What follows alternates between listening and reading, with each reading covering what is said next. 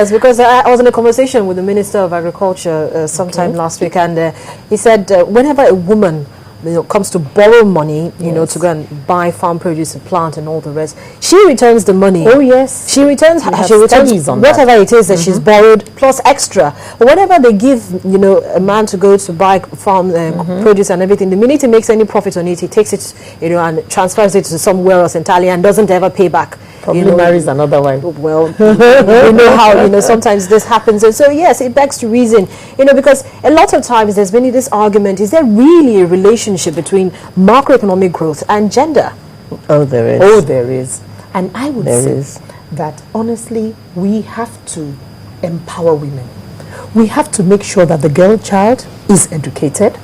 Right now, in some families, there's still this leaning towards the boys only. It's when the girl child is educated that she can, be more confident, that she can learn more, and then start thinking of creative ways to also contribute to the economy. But then there's this argument that when you empower the girl child, she becomes too brazen and doesn't know her place anymore.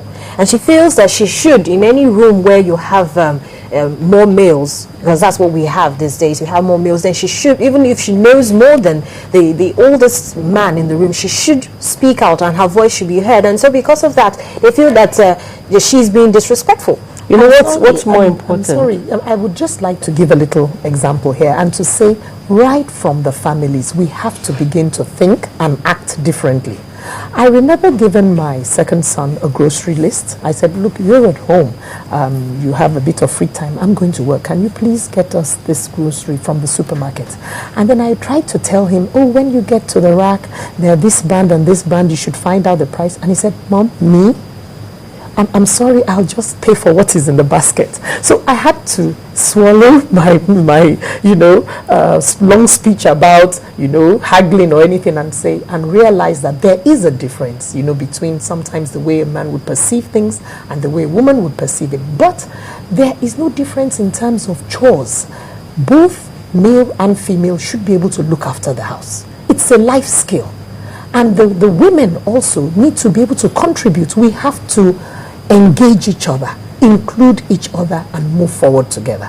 That is my take on it. And I just wanted to add that, the comment you made about respect, one thing that is a fact that is incontrovertible is that when you empower a girl, you empower a family. And you empower a community. Whether she's disrespectful in a community gathering or not, for me, is besides the point. Economically, what is happening there? An educated woman will definitely educate her children, and those children will educate theirs. Every time you have to engage in either NGO work or charitable work where you are empowering these women, you see the difference in their lives. You see them move up several levels, and you see the impact. So imagine if this is done on a much larger scale.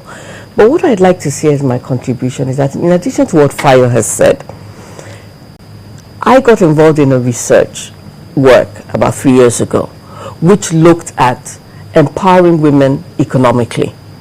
It was the report I have is called "Women Doing Business in Africa," and I then, because this came to me suddenly in doing this research, that the bulk of African population, women, they're in the rural areas. And suddenly I realized that, research says the average woman gets only 5 hours of sleep in a day, which gives her 19 hours of productivity. Now, because of her care burden, every woman has a care burden.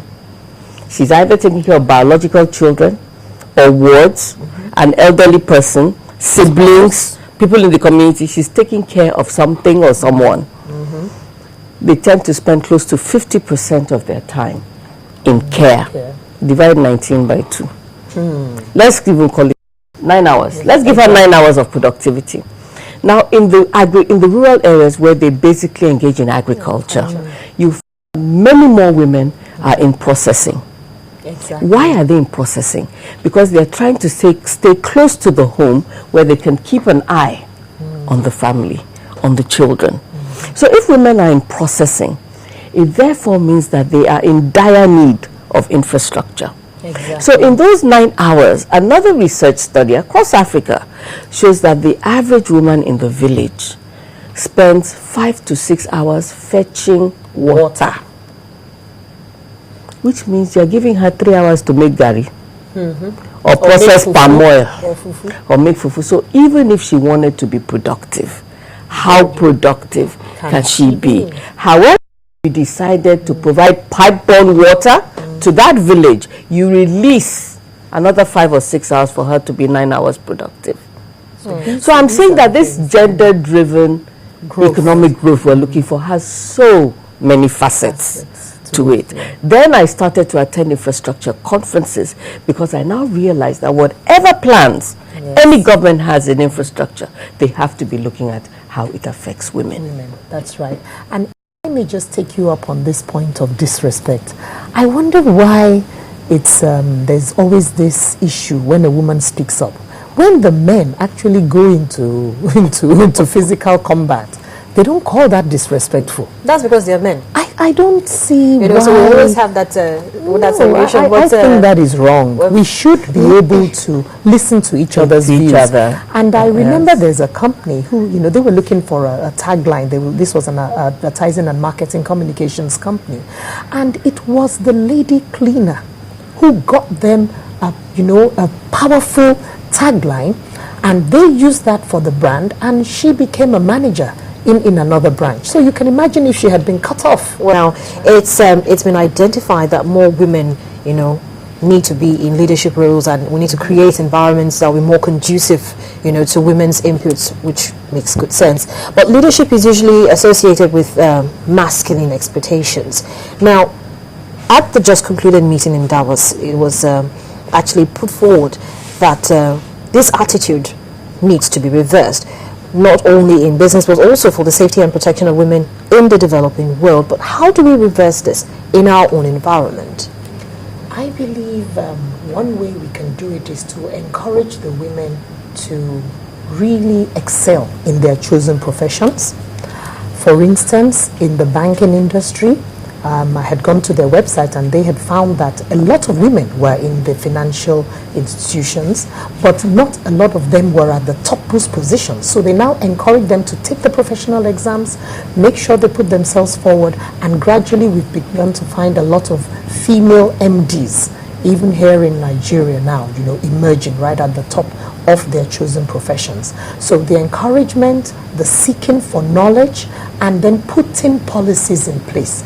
We cannot move forward without what Toki had talked about: structure, policies, finding what the challenges of women are and putting things in place to help them overcome those challenges, so that this imaginary glass ceiling, because to me it's imaginary, no one can stop us if we have the mindset that we have something to contribute and we put our best foot forward and make ourselves available for those leadership positions.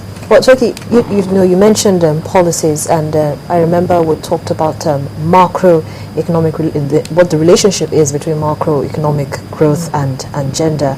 But how can these macroeconomic policies play a major role in shaping gender outcomes, especially in the very critical sectors that we have? One thing that's very interesting, so I think I have to give a specific example, was that at the WIMBIS conference last year, they had the governor of the central bank as a lead speaker, and he was speaking about gender in the workplace and how to encourage and motivate women to aspire to leadership roles.